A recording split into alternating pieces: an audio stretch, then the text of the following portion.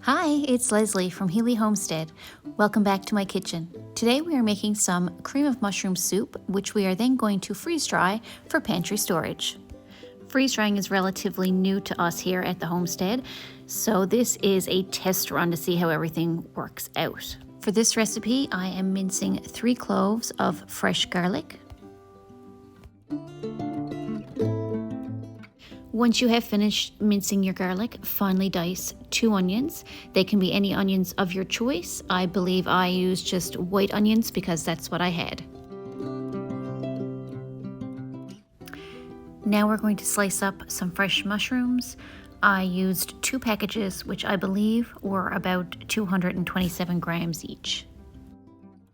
Because we are planning to freeze dry this soup, I am trying to keep the fat content to a minimum, so we're going to saute the onions in some chicken broth. I believe it was chicken broth. It may have been vegetable broth. I can't really remember. So we're just going to add a small drop of broth and saute the onions until they are translucent. Then we are going to add all our fresh mushrooms and let those simmer down, adding some stock as needed. We also added the garlic at this point as well. As you can probably tell, I don't use a recipe. I just wing it with most of my cooking. So apologies in advance for not having exact measurements, but I'm hoping you get the idea. I sprinkled in about 1/4 cup of flour just to use as a thickener. However, I did go back towards the end and make a slurry of water and flour because it wasn't quite thick enough. Here I'm adding about 1/4 cup of white wine. I just had a small drop of white wine left over in the fridge. I know, right? Who has leftover wine? But I added it for some flavor. I topped everything up with some broth. I believe I used about 1 box to 1.5 boxes in total. I like to season with my heart.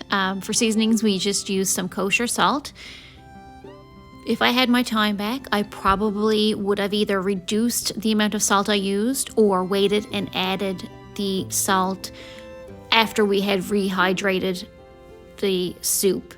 I found the salt content was a little extra once it was rehydrated. However, my husband says he thinks it's totally fine. So I guess it's a personal choice. We also used some cracked pepper and a few dashes of thyme. Again, I didn't measure. I just eyeballed. Season with your heart.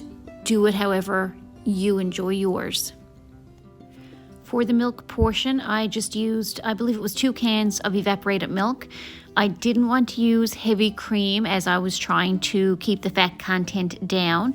Here you can see me adding the slurry mixture, like I had said earlier in the video. This was just to add some extra thickening because after all the liquid, it was a little bit too thin for me, so this thickened it up really nice.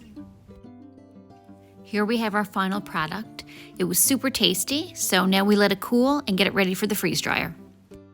We let the soup cool to room temperature, and then we placed it in the refrigerator overnight.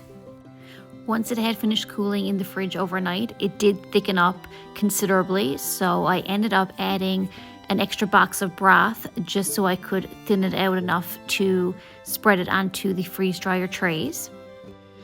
Now we're ready to load the trays into our freeze dryer. We have the medium 5-tray Harvest Right freeze dryer. Like I said, this is still fairly new to us. We're still in that learning curve phase, but we're having lots of fun and experimenting tons. So after about 24 to 26 hours, everything was completely dried and ready to be processed for storage. I did leave a little bit out because of course we had to taste test it. So all I did was just break it up into pieces, and I just kept adding some boiling hot water, just a little bit at a time. You can always add more, you can't take away. And I just kept stirring until it was reconstituted. It tasted fantastic.